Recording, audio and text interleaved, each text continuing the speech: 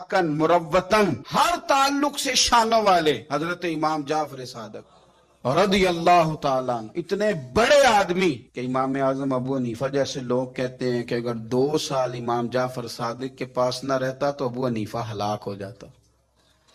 इमाम जाफर सादक तरबियत जब की तो किन की इमाम आजम की, हजरत दाऊद ताई की, जनाब सुफियान सौरी की। और शाह फरीदुद्दीन अत्तार फरमाते हैं आखिरी उम्र में इमाम जाफर सादक ना हुजरे में बंद हो गए थे, बाहर नहीं आते थे। बस असी किसी दे कुछ नहीं जे लगदे ते ना कोई साडा दर्दी हुजरे में। एक दिन हजरत सुफियान सौरी ने मिन्नत किया कि उनके बच्चों की, खुद्दाम की, काज़ा से कहो मैं पुराना नौकर हूँ, मुझे थोड़ी ज़ियारत का मौका मिल जाए, मेरी तो आंखें तरस गई, करम नवाजी हो जाए। तो हजरत को जाके अर्ज की कि सुफियान सौरी मिन्नत कर रहे हैं, आपने इजाजत दे दी। हजरत सुफियान सौरी अंदर गए तो दर्द से कहा हुजूर आप तो 2 जुमले कहते थे तो दिल बदल जाते थे। कितने लोग मुंतजिर हैं आपके कलिमाते तय्यबात के लिए, ज़ियारत मुक़द्दसा के लिए, और आप यूं गोशा नशीन हो गए। तो जिगर गोश है रसूल, नवास है रसूल। इमाम जाफर सादक आंखों में आंसू आ गए, कहने लगे सुफियान तुम्हें क्या बताऊं, लोगों के लफ्जों में बड़ा प्यार है पर दिलों में वफा कोई नहीं। ओ बेकदरा कुछ कदर नहीं कीती खूब तसल्ली हूँ, ये दुनियादार पुजारी जर दे कुत्तियां दे गल टल्ली, कदर नहीं की लोगों ने। अब मैं अपना आखिरी वक्त अपने रब रसूल के साथ गुजारना चाहता हूं। लोगों के लफ्जों में बड़ी वफा है पर दिलों में इनके वफा।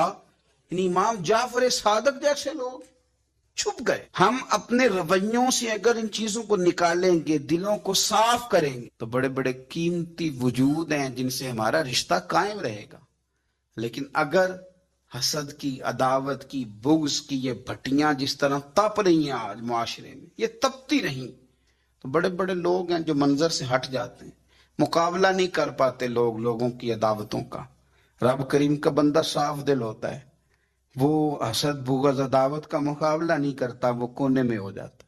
वो कहते मैं इस दौड़ वाला नहीं हूँ, इसलिए कि अल्लाह के बंदे तलवार के साथ, तो मैं बड़ी बात करने लगा हूँ अगर आपकी समझ में आ गई तो, रब के बंदे तलवार से तो लड़ाई कर लेते हैं पर मुनाफिक के निफाक के साथ मुकाबला कैसे करें, वो किस तरह अपने आप को मुनाफिक बनाएं, वो किस तरह करके उस जगह पे आके साजिश करें जहां छोटे लोग साजिश करते हैं, फिर वो बचने लग जाते हैं। ये दौरी नुक्ताची है, कहीं छुप के बैठ जा, जिस दिल में तू मकी है वहीं छुप के बैठ जा। मेरे रसूल पाक सल्लल्लाहु ताला अलैहि वसल्लम सहाबाए किराम को इस बाबत बार बार इरशाद फरमाते। एक दिन हुजूर फरमाने लगे कि मुझे तुम पर डर है कि पुरानी उम्मतों की बीमारी कहीं तुम्हारे अंदर भी सरायत न कर जाए। या रसूलुल्लाह सल्लल्लाहु ताला अलैहि वसल्लम, ऐसी कौन सी चीज है जिससे आपको भी डर है, और वो कौन सी बीमारी है? बाज़ लोगों ने ये शायद समझा कि वो कोई ताउन का या कोई और गहरा मर्ज है।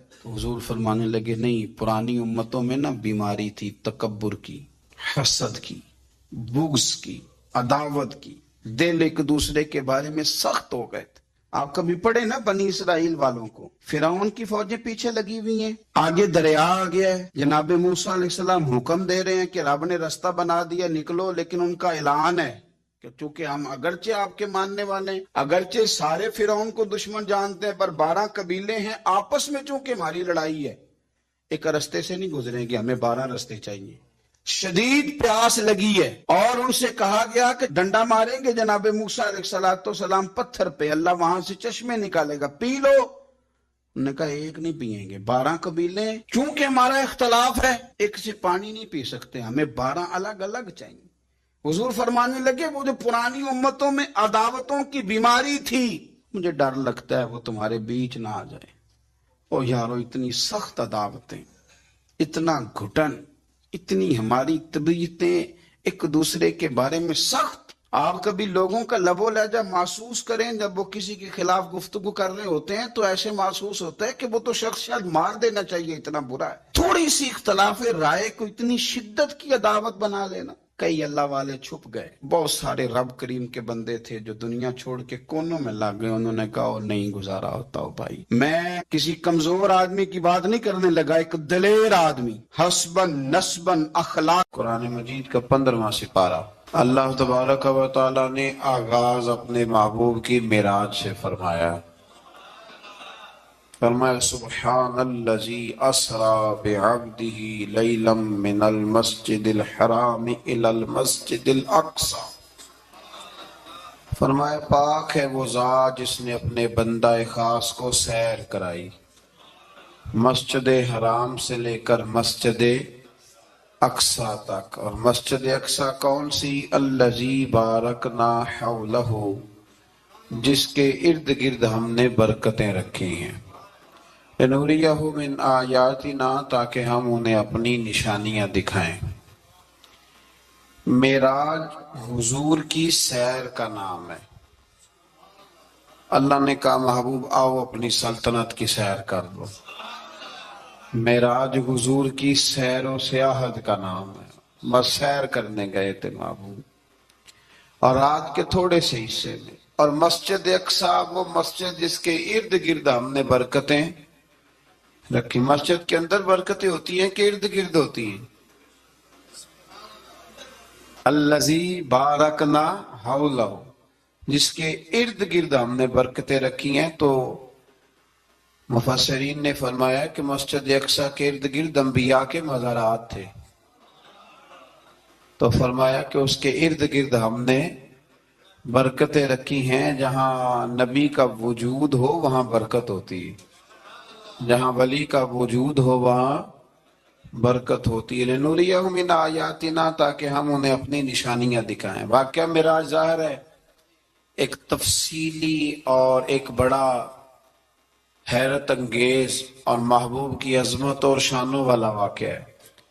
تو اللہ تبارک و تعالی نے 15ویں پارے کا اور سورہ بنی اسرائیل کا آغاز اسی آیت سے فرمایا۔ آیت نمبر 4 سے بیان ہوا ہے کہ بنی اسرائیل کو بائبل میں بتا دیا گیا تھا کہ وہ زمین میں 2 مرتبہ فساد اور سرکشی کریں گے۔ چنانچہ یہ دونوں مواقع آئے اور اللہ نے ان پر جابر بندے مسلط کیے۔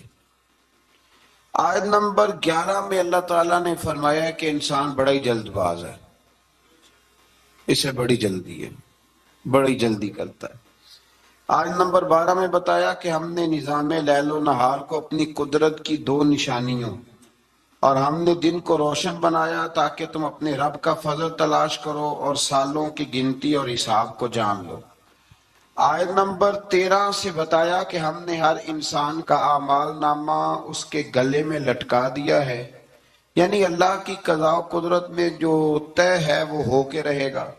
اور قیامت کے دن یہ اعمال نامہ ایک کھلی ہوئی کتاب میں صورت میں ہوگا۔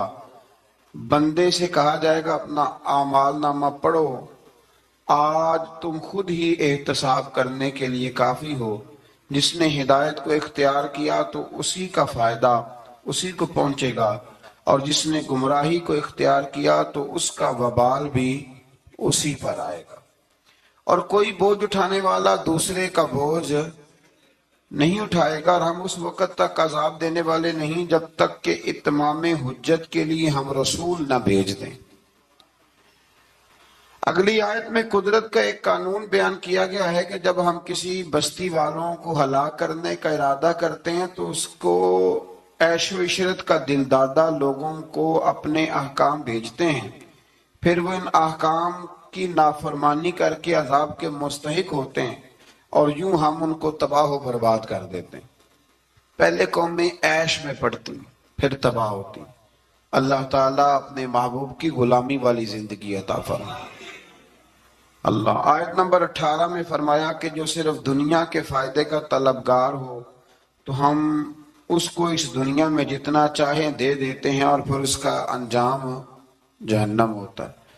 اللہ فرماتا ہے تو دنیا مانگے گا تو میں دے دوں گا، یہ نہیں کہ ملے گی نہیں، لیکن دنیا ملے گی، پھر جنت اللہ سے مانگیں ربنا آتنا فی الدنیا حسنہ وفی الآخرۃ حسنہ، یا اللہ دنیا بھی اچھی کر کے دے اور آخرت بھی ہمیں اچھی کر کے عطا فرما۔ آیت نمبر 21 میں ایک دوسرے پر دنیا میں فضیلت کا ذکر کرتے ہوئے فرمایا کہ آخرت کے بڑے بڑے درجے ہیں اور ان کی فضیلت بھی بہت بڑی ہے۔ آیت نمبر 23 میں والدین کے حقوق کی جانب متوجہ کرتے ہوئے فرمایا کہ تمہارے رب نے حکم دیا ہے کہ اس کے سوا کسی کی عبادت نہ کرو اور ماں باپ کے ساتھ نیک سلوک کرو. اگر تمہاری زندگی میں وہ دونوں یا ان میں سے کوئی ایک بڑھاپے کو پہنچ جائے تو اس کو اف تک نہ کہو، ان کو جھڑکو بھی نہیں اور ان کے ساتھ ادب سے بات کرو اور ان کے لیے عاجزی اور رحم دلی کے بازو جھکائے رکھو اور یہ دعا کرو کہ اے میرے رب ان پر رحم فرما جیسا کہ انہوں نے بچپن میں رحم کے ساتھ میری پرورش فرمائی تھی.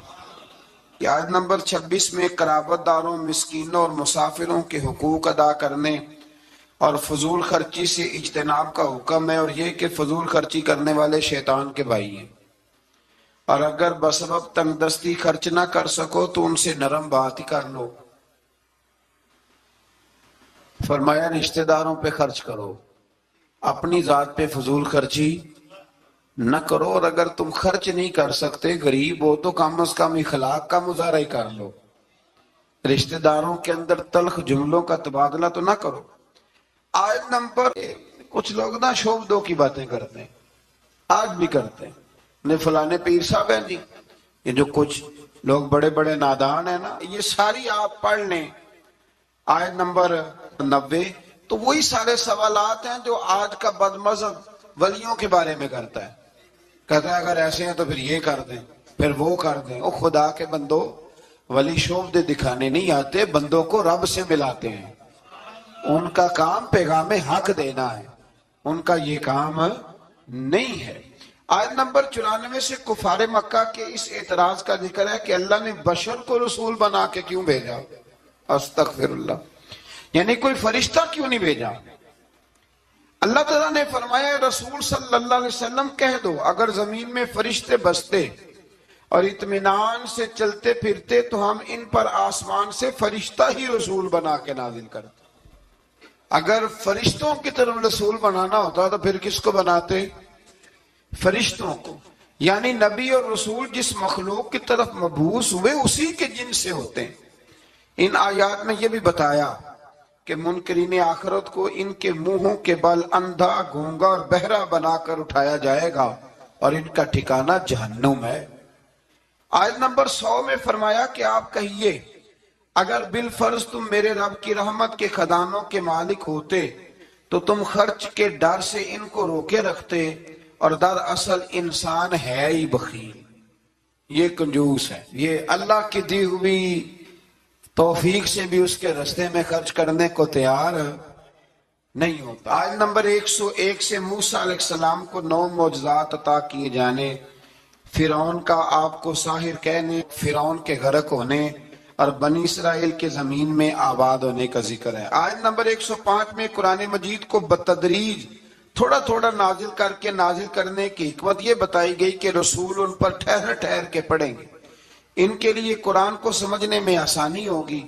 مشرکین مکہ اعتراض کرتے تھے کہ کبھی آپ اللہ کہتے ہیں کبھی رحمان کہتے ہیں، ہم تو رحمان کو نہیں جانتے.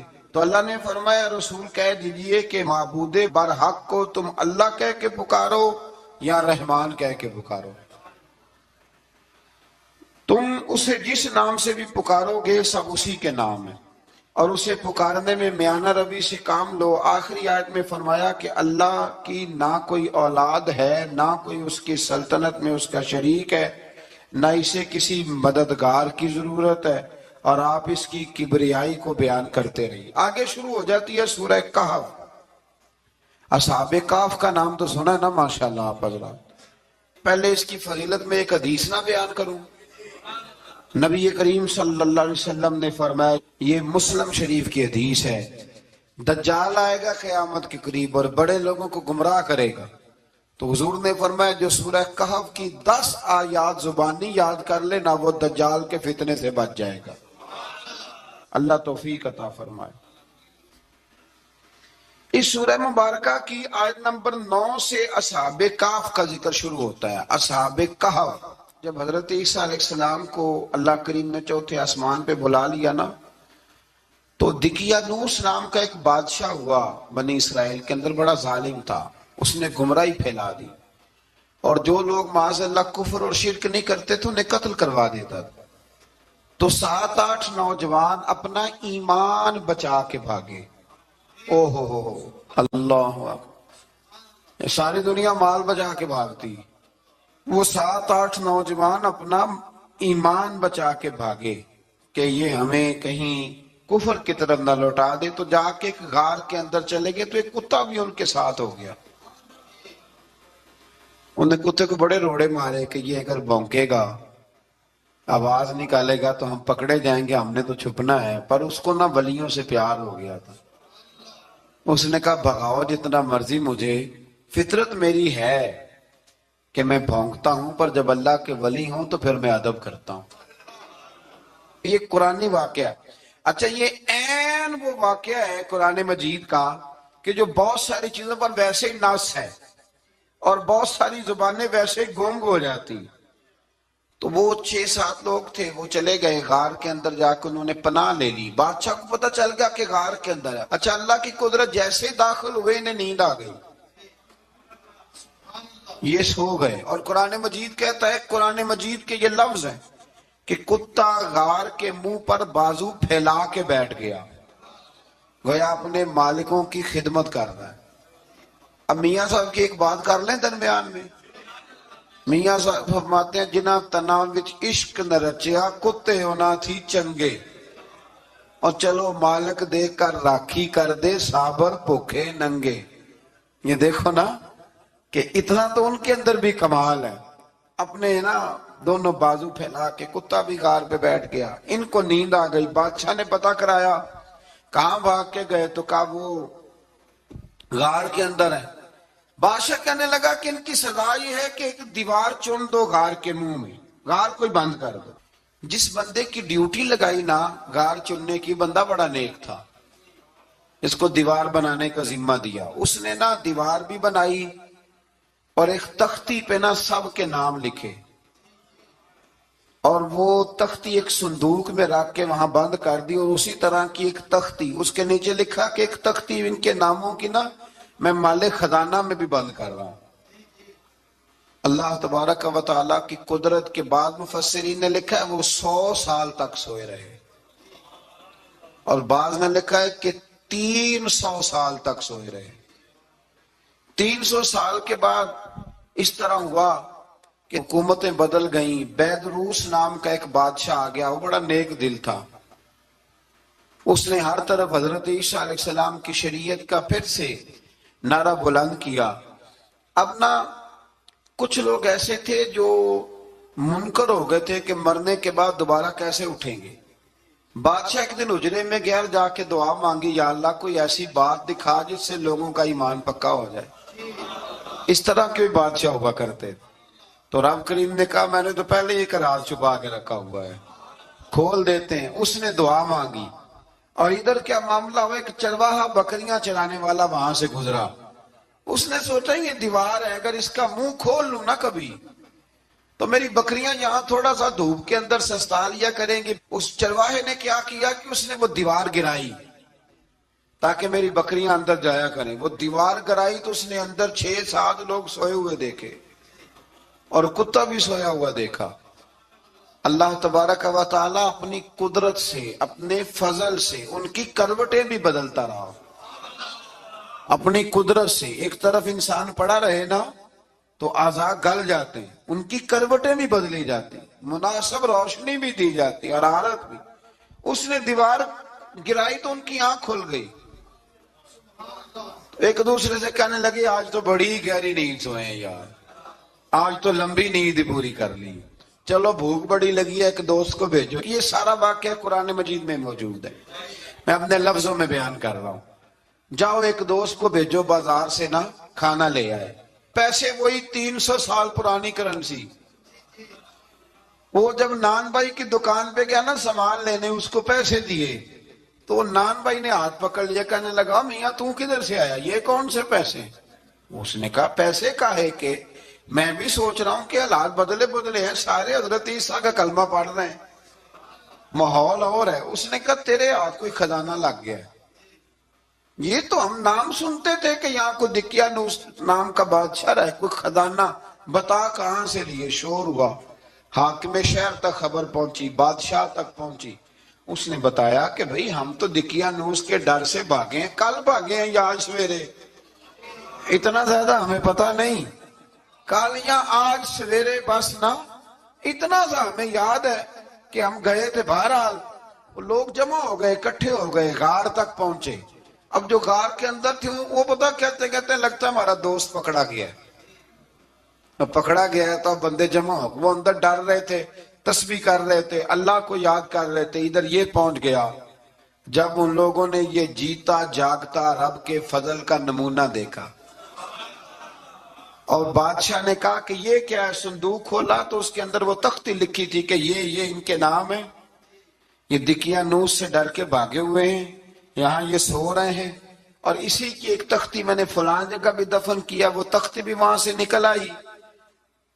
اب سب لوگوں کی آنکھوں میں آنسو آئے اور سب کہنے لگے لا الہ الا اللہ، لا الہ الا اللہ، لا الہ الا اللہ. سب کہنے لگے ان اللہ علی کل شیء قدیر.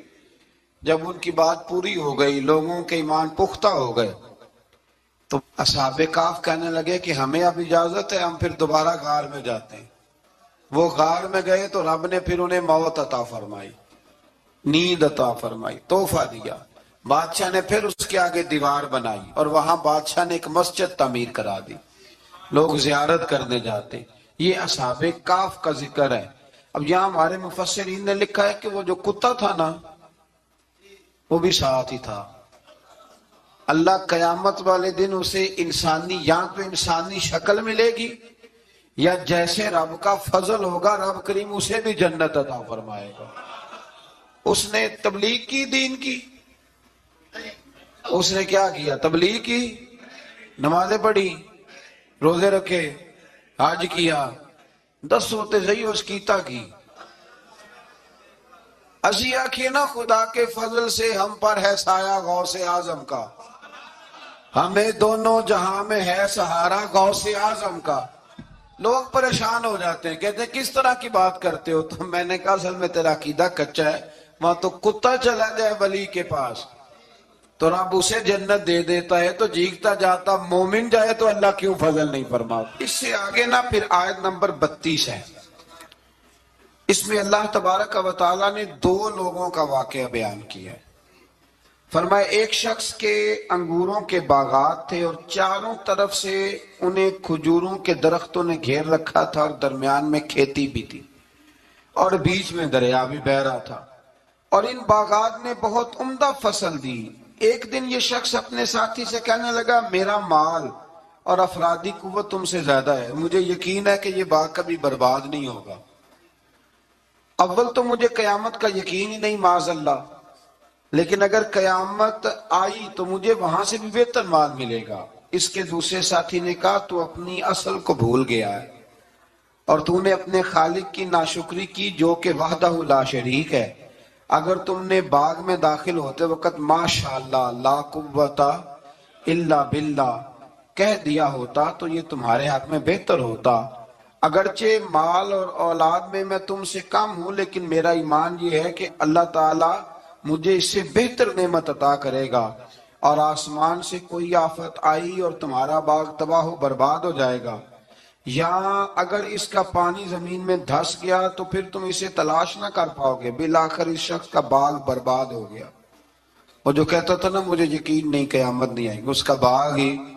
اور وہ کف افسوس ملتے ہوئے کہنے لگا کاش میں نے شرک نہ کیا ہوتا، لیکن پھر اس کا کوئی نہ مددگار تھا اور نہ. حضرت خضر کے بارے میں مختلف روایات ہیں کہ یہ ولی ہیں کہ نبی ہیں، لیکن مضبوط رائے اکثر بزرگوں کی یہی ہے کہ یہ بھی اللہ کے نبی ہیں، اور بعض نے لکھا ہے یہ ہمیشہ سے زندہ ہیں. یہ 2 اللہ کے نبی حضرت الیاس علیہ السلام اور حضرت خضر علیہ السلام یہ دونوں ہر سال حج میں بھی جاتے ہیں، ہر سال حج میں بھی جاتے ہیں. کیونکہ ایک روایت ملتی ہے کہ محبوب کریم علیہ السلام حج پہ گئے تو فرمایا میں الیاس اور خضر کو پہاڑوں سے اترتے ہوئے دیکھ رہا ہوں. تو جن کو اللہ نے کھلی آنکھیں دی ہوتی ہیں پھر انہیں زیارت بھی ہوتی ہے، انہیں یہ نظر بھی آتے ہیں. حضرت خضر علیہ السلام کو اللہ نے علم لدنی عطا فرمایا. یہ علم لدنی اللہ جس کو اپنے پاس سے عطا کر دے اس کو علم لدنی کہتے ہیں. حضرت موسیٰ علیہ السلام ایک دن تقریر کرتے ہوئے کسی نے پوچھا کہ آپ سب سے بڑے عالم ہیں. فرمایا الحمدللہ. تو اللہ کریم نے فرمایا نہیں ہے موسیٰ کلیم آپ سے بڑے بڑے بھی ہیں, بڑے بڑے لوگ ہیں. ہمارے یہاں مسئلہ ہے پا نہ پڑی اور لوگ مناظرہ کرنے آتے ہیں. کئی دفعہ لوگ نا مسئلہ بتاتے ہیں تو میں کہتا ہوں جناب آپ نے بتا دیا کہ اب آپ نے حکم کرنا ہے, اب آپ نے حکم کرنا ہے. کبھی کبھی کچھ لوگ ایسی باتیں کرتے ہیں وہ جی آپ ایک بندے کا نام لیتے ہیں ذکر کرتے ہیں, تو میں نے کہا چلو ہم نے بھی کہیں کچھ پڑھا ہی ہوگا نا تبھی تو ذکر کرتے ہیں. لیکن جو آتے ہیں نا لوگ وہ مشورہ تو ہمارے دور میں ہے ہی نہیں. جس نے جو لائن پڑھ لی ہے وہ اس پہ پکا ہو گیا, سارا نہیں نہ پڑھا, سارا پڑھے پھر بات سمجھ میں آتی. حضرت موسیٰ کلیم اللہ کے نبی ہیں اور کیا بات ہے ان کی, اور یہ بھی اللہ کا فضل ہوا حضرت موسیٰ نے یہ بات کی تبھی تو ہمیں اتنی شاندار حکمتوں کے پھول ملے. یہ بھی حضرت موسیٰ کا ہی کمال ہے. تو حضرت موسیٰ نے کہا کہ اے اللہ وہ جو مجھ سے بڑا ہے عالم ہے وہ کہاں ملے گا جس سے میں حکمت کی بات سیکھوں. تو فرمایا جہاں مجمع البحرین ہے نا دو دریا ملتے ہیں وہاں وہ ملے گا. حضرت موسیٰ کلیم سے اللہ نے فرمایا کہ جاؤ جہاں دو دریا ملیں گے نا وہاں تمہیں وہ شخص ملے گا. تو یا اللہ میں کس طرح؟ فرمایا زادرہ ساتھ لے جاؤ کھانے پینے کا سامان. حضرت موسیٰ کلیم لے گئے, مچھلی بھی لے گئے. فرمایا یہ مچھلی جہاں تمہارے برتن سے نکل کے دریا میں داخل ہو وہاں دریا میں شگاف پڑ جائے گا, وہاں وہ تمہیں شخص ملے گا. حضرت موسیٰ نے اپنے خادم حضرت یوشع بن نون علیہ السلام کو بھی ساتھ لیا. یہ بعد میں حضرت موسیٰ علیہ السلام کے جانشین ہوئے. یہ دونوں سفر پہ نکل گئے, ایک جگہ پہ پہنچے جہاں پہاڑ تھا ساتھ دریا بھی تھا, اس کے نیچے آرام کرنے لگے. حضرت موسیٰ کلیم سو گئے تو یوشع بن نون علیہ السلام موجود تھے. مچھلی جھٹ سے نکلی دریا میں داخل ہو گئی, وہاں راستہ بھی بن گیا. اب اٹھے حضرت موسیٰ کلیم, جب اٹھے تو فرمایا چلو چلے. تھوڑا آگے جا کے فرمایا بھوک لگ رہی ہے کھانا تو نکالو. انہیں یاد آیا, کہنے لگے حضور مچھلی تو دریا میں چلی گئی تھی. فرمایا تو نے بتایا ہی نہیں, وہی تو ہماری منزل تھی جہاں مچھلی دریا میں گئی. پھر وہاں سے واپس آئے قدموں کے نشانوں پہ, وہاں پہنچے جہاں مچھلی گئی تھی. تو وہاں ایک شخص لیٹا ہوا تھا چادر لے کے. آپ نے سلام لی تو انہوں نے کہا وعلیکم السلام یا موسیٰ کلیم اللہ. تو آپ نے فرمایا آپ کون ہیں؟ فرمایا میں وہی ہوں جس کو آپ تلاش کر رہے ہیں. تو فرمایا آپ نے مجھے کیسے پہچانا؟ فرمایا جس رب نے تمہیں بھیجا ہے نا اس نے ہی مجھے بتایا ہے کہ موسیٰ آ رہے ہیں, موسیٰ آ رہے ہیں. اب حضرت خضر نے جو کچھ فرمایا وہ بڑا شاندار ہے. فرمایا موسیٰ کچھ باتیں ایسی ہیں جن کا آپ کو علم ہے اور مجھے نہیں, اور کچھ ایسی ہیں جن کا مجھے علم ہے اور آپ. اللہ اکبر, یہ کبھی ہماری سمجھ میں بات آ جائے, یہ کبھی سمجھ میں آ جائے. کچھ باتیں ایسی ہیں جس کا مجھے علم ہے اور یہ بڑے بڑے سیانے بندے نہیں مانتے. بڑے بڑے میں عالم ہوں جی, تو آپ عالم ہیں میاں ایک شعبے کے, لیکن بہت سارے دنیا میں شعبے ہیں نا. دین کے عالم کا درجہ سب سے بڑا ہے, لیکن قانونی مشاورت کرنی ہے تو آپ وکیل سے کریں گے. گاڑی کے بارے میں پوچھنا ہے تو کسی مکینک سے پوچھیں, لیکن آپ بن کے نہ بیٹھ جائیں. فرمایا جس کا آپ کو علم ہے مجھے نہیں, اور جس کا مجھے علم ہے ان میں سے آپ کو نہیں. تو کہا میں پھر آپ کے ساتھ رہنا چاہتا ہوں اور میں وہ سیکھنا چاہتا ہوں جو آپ بتا رہے ہیں. تو حضرت خضر فرمانے لگے صبر کر لیں گے میرے ساتھ, یہ سب سے مشکل کام ہے. یہ سب سے, یعنی ہر بات کی تو یہاں لوگوں کو وضاحت چاہیے. کھانسے بھی تو آپ کو بتانا پڑے گا کھانسے کیوں, ہنسے بھی تو آپ کو بتانا پڑے گا ہنسے کیوں. بے بزرگ ہیں, بزرگوں کی باتوں میں حکمتیں ہوتی ہیں, لیکن ہم حکمت کی طرف جانے کو تیار نہیں ہوتے. ہمیں تو فوری طور پہ جواب چاہیے, حل چاہیے. حضرت موسیٰ علیہ السلام جناب خضر کے ساتھ چلے. فرمایا صبر کروں گا, میں چلتا ہوں آپ کے ساتھ. دریا کے قریب گئے کشتی میں بیٹھنے کے لیے, تو کشتی والوں نے حضرت خضر کو پہچان لیا, بغیر کرائے کے سوار کرایا اور جب پار اترنے لگے تو حضرت خضر نے کشتی کا ایک تختہ ہی توڑ دیا. حضرت موسیٰ کہنے لگے یہ آپ نے کیا کیا؟ انہوں نے نیکی کی، آپ نے تختہ توڑ دیا ہے. فرمایا آپ کو کہا تھا نا آپ نے صبر نہیں کرنا، آپ کو کہا تھا نا. فرمایا چلو میں صبر کروں گا. تھوڑا آگے گئے تو ایک نوجوان لڑکا ابھی چھوٹی عمر ہے وہ ملا. حضرت سیدنا خضر علیہ السلام نے اسے قتل ہی کر دیا. فرمانے لگے آپ نے قتل ہی کر دیا؟ ایک قرآن مجید ہے بھائی. میں کبھی کبھی سوچتا ہوں یہ ہم کسی درویش کی بات سناتے تو بندے ہڑ جاتے. فتوے نکلتے کہ نہ نکلتے؟ میرا خیال ہے ہر مسجد سے نکلتے. اور فتوے ایک ایک جتنے مسجد میں نمازی ہوتے سب کے ہاتھوں میں فتوے ہوتے. قتل کر دیا، قتل ہی ہو گیا بندہ.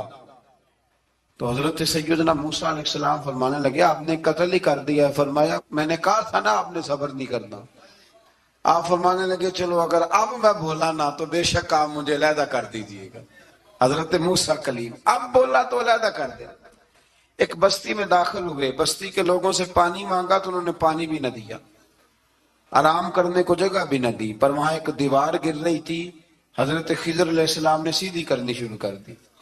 ساری دیوار بنائی. تو حضرت موسیٰ کہنے لگے کن لوگوں کی خدمت کر رہے ہو جنہوں نے پانی بھی نہیں دیا، انہوں نے پانی تک نہیں پوچھا. فرمانے لگے بس بھئی آپ نے وعدہ کیا تھا کہ اب بولیں گے تو بے شک علیحدہ کر دینا. آپ بولیں اب آپ کا اور میرا ساتھ زیادہ نہیں چل سکتا. آپ بولیں جو بول پڑے نا غلامی کرے تو رستے لمبے چلتے ہیں، اور جو بولے نا جس کو وضاحتیں چاہیے ہو وہ غلام نہیں ہوتا، اس کے ساتھ پھر باتیں لمبی. ہاں تو آنکھ بند کر کے چل. ہاں آزم جاتے لائیے ہی نہ تجھے لائیے تھے. پھر آنکھ بند کر کے پیچھے چل کے بات ختم ہو گئی.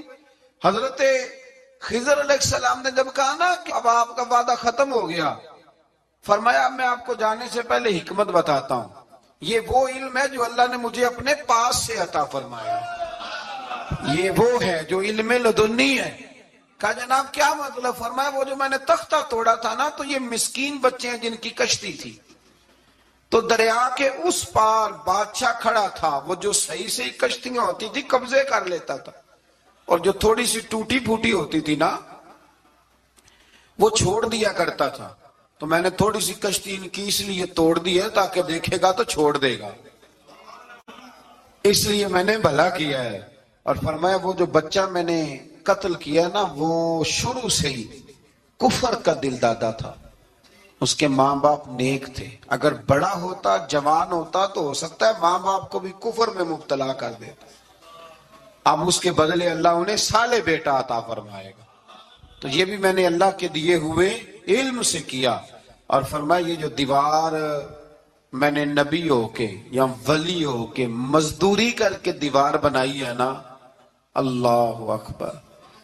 فرمایا یہ دیوار عام لوگوں کی نہیں، یہ یتیم بچوں کا خزانہ ہے. دیوار کے نیچے یہ گر جاتی تو خزانہ ظاہر ہو جاتا، اور بچائی اس لیے ہے کہ وَكَانَ أَبُوهُمَا صَالِحًا، ان بچوں کا باپ نیک آدمی تھا. ان کا باپ قاضی ثناء اللہ صاحب پانی پتی فرماتے ہیں ڈائریکٹ باپ نہیں تھا، 7ویں نسل میں جا کے باپ بنتا تھا. سن لے یہ بھی بات، ایک بندہ نیک ہو تو اس کی 7 نسلوں تک رب خزانوں کی بھی حفاظت فرماتا ہے. اب آپ اندازہ فرمائیں کہ بات کتنی دور تک جاتی ہے. بزرگوں کی باتوں میں نا حکمتیں ہوتی ہیں، دانائیاں ہوتی ہیں. یہ طریقت کے جو لوگ ہوتے ہیں انہیں سبق یہ دیا جاتا ہے کہ آمنا وصدقنا، ماننا ہے اور تصدیق کرنی. ہمارا آیت نمبر 40 میں کفار اور مشرکین کی اس خبیث فطرت کو بیان کیا گیا کہ خود تو بیٹوں کی تمنا کرتے ہیں اور اللہ کی طرف بیٹیوں کی نسبت کر کے کہتے ہیں کہ فرشتے معاذ اللہ اللہ کی بیٹی ہیں.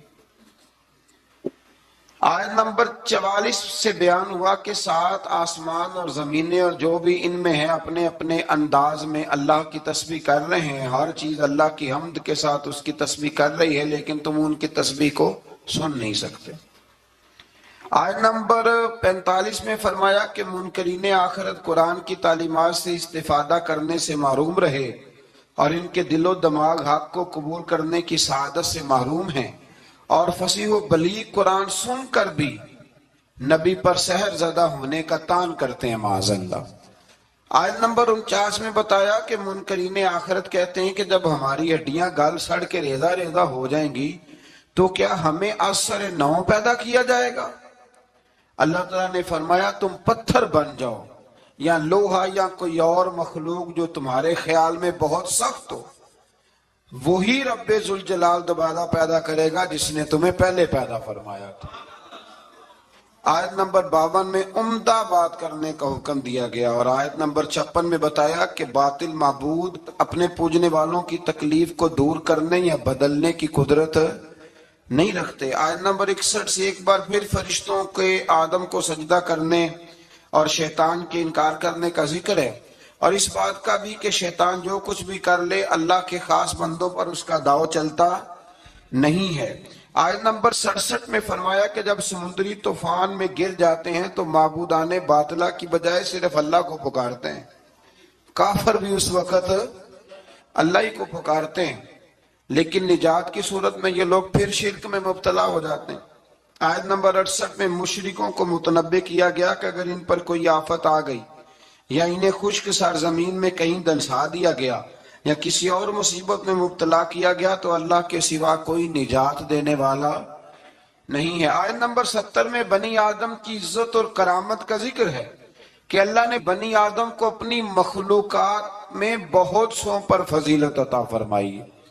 آیت نمبر 71 میں انسانوں کو اپنے پیشواؤں کے ساتھ بلائے جانے، دائیں بائیں اعمال نامے لینے والوں کو کامیابی کا بیان ہے، اور جو دنیا میں حق سے اندھا ہے وہ آخرت میں بھی اندھا ہے۔ قیامت میں اس کا کوئی پیشوا ہوگا اسی کے ساتھ ہی بلایا جائے گا نا۔ جو ساری زندگی کہتا رہے میں مانتا ہی نہیں کسی کو، کوئی امام نہیں، کوئی تقلید نہیں، کوئی شے نہیں، تو وہ کدھر جائے گا؟ ہاں اسی کے ساتھ جائے گا۔ اللہ تبارک و تعالی سمجھنے کی توفیق عطا فرمائے۔ پھر اللہ تبارک و تعالی نے آیت نمبر 73 سے کفار کے آپ صلی اللہ علیہ وسلم کو راہ حق سے ہٹانے کے باطل ارادوں کا ذکر فرمایا۔ اللہ تعالیٰ نے حق کے راستے میں آپ کی ثابت قدمی کو اپنا فضل قرار دیا ہے۔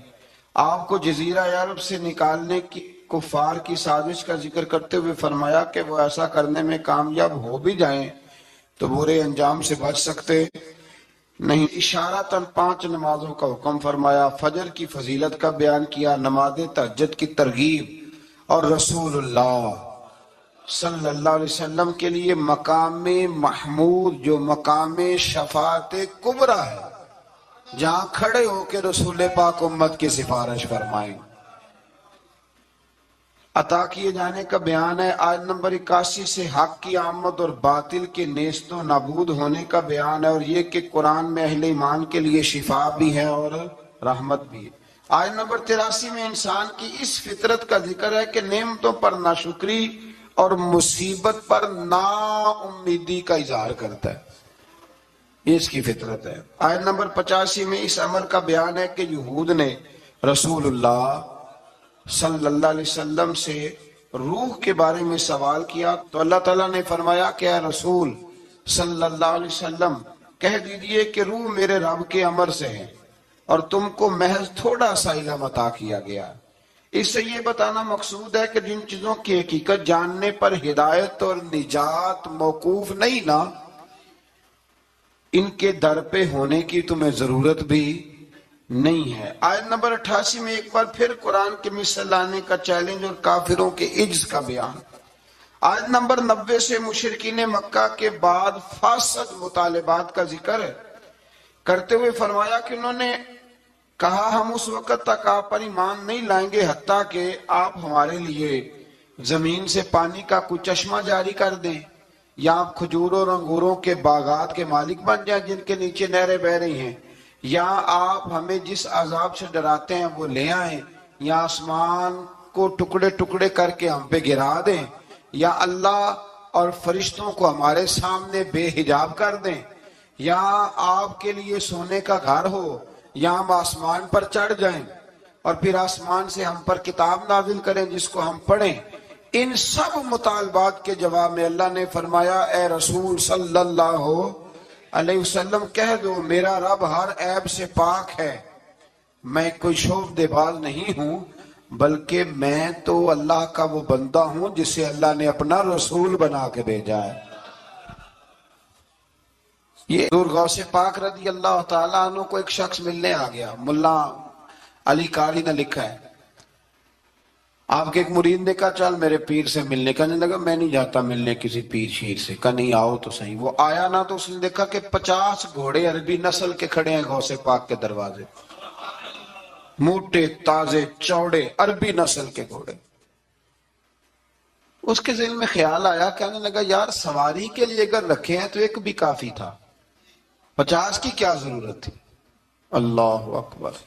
اب واقعی 50 کھڑے تھے، مرید کے پاس جواب بھی کوئی نہیں تھا. کہنے لگا یار پتا مجھے بھی کوئی نہیں، لیکن حضرت صاحب نے رکھے ہیں تو حکمت ضرور کوئی ہوگی، حکمت ضرور کوئی، اس کی کوئی حکمت ہوگی. اللہ اکبر.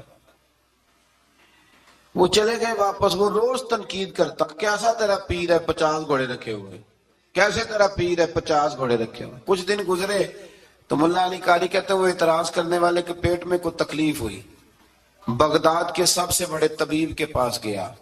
اس نے کہا تیرا تو جگر تباہ ہو گیا ہے، عربی نسل کا ایک گھوڑا چاہیے، اس کو ذبح کریں گے، اس کا جگر نکالیں گے، اس کی دوائی بنا کے تجھے کھلائیں گے اور 50 گھوڑے ہوں گے تو بچے گا. اب پریشان ہو گیا، کہنے لگا گھوڑے ہیں تو صحیح، پر جو میں حال کر رہا ہوں گا گھوڑے تو نہیں ملیں گے، میرا تو جوتوں والا کام ہے، وہ شاید مل جائیں. لیکن جب انسان مرنے لگتا ہے تو پھر اس کو ڈوبتے کو تنکے کا سہارا. اپنے دوست کے پاس گیا، کہنے لگا چل تیرے پیر کے پاس چلے. اس نے کہا تجھے نہیں لے کے جانا تو تنقید کرتا ہے. کہتا ہے ایک دفعہ چاہیے کیا کا گھوڑے. کہنے لگا تیرے لیے رکھے ہیں کوئی، جا دوڑ جا، میرے حضرت صاحب کی ضرورت کیا ہے. لیکن جب غوث اعظم کی خانقاہ میں داخل ہوئے نا تو حضور غوث اعظم اٹھ کے ملے. اللہ والے دلوں میں باتیں نہیں رکھتے. ماتھا چوما اور فرمانے لگے میاں تو ایک دن نا میری گلی سے گزر رہا تھا تو میری تیرے اوپر نظر پڑی، تو مجھے نظر آیا تو بیمار ہوگا اور تیرا علاج عربی نسل کے 50 گھوڑوں کی وجہ سے ہوگا، تو میں نے تیرے لیے لا کے کھڑے کیے ہوئے ہیں، تیرے لیے ہی کھڑے کیے ہیں. تو نہ گھر بھی لے جانے کی ضرورت نہیں، چارہ بھی میرے مرید ہی ڈال دیا کریں گے. تو اس طرح کرنا، روز آنا ایک گھوڑا لے جانا، پھر اگلے دن آنا تو دوسرا. وہ خدا کے بندے تیرے لیے رکھے تھے تو تنقید کر رہا ہے. اللہ کے بندے پردہ پوش ہوتے ہیں. ہاں شرط یہ ہے کہ وہ بندہ صالح ہو، دیندار ہو، وہ والا پیر نہ ہو جو نماز بھی نہ پڑھے اور گھوڑے 15 رکھے ہوئے ہوں اس نے، وہ والا معاملہ نہ ہو. تو میرے عزیز یہ یاد رکھیں کہ اللہ تبارک و تعالیٰ کا بندہ جب آپ کا روحانی علاج کرتا ہے نا، روحانی علاج سے مطلب جادو ٹونے کا علاج نہیں، روحانی علاج وہ ہوتا ہے کہ میرے گناہوں کا علاج ہو جائے، حسد بغض کینہ عداوت یہ نکل جائے. تو وہ کچھ ایسے نسخے بتاتا ہے جو سمجھ میں مرید کی نہیں آتے لیکن وہ ضروری ہوتے ہیں. انہی نسخوں کو استعمال کرنے سے انسان کا فائدہ ہوتا ہے. جی کرنے والے لوگ ہمیشہ کامیاب رہتے ہیں. وہ ماں باپ کے آگے کریں، استاد کے آگے کریں، شیخ کے آگے کریں. اور جن کو وضاحتوں کی ضرورت ہوتی ہے، ہاں ایک شرعی بات ضرور ہے، وہ ضرور سن لیں. اگر آپ کو کہیں کچھ شرعی قباحت نظر آئے جو قرآن و سنت سے ٹکراتی ہو تو وہ آپ پر فرض ہے آپ اپنے مرشد سے پوچھیں. کتنی بڑی بات کر رہا ہوں، یعنی جو چیز قرآن و سنت سے ٹکرا رہی ہو اس کی وضاحت طلب کرنا ضروری ہوتا ہے. اور جو دین سے نہ ٹکرائے اس پر آپ وضاحتیں پوچھتے ہیں تو پھر اس کا مطلب ہے کہ آپ علاج کرانے میں سنجیدہ نہیں ہیں. اللہ تعالیٰ قرآن مجید کو سمجھنے کی توفیق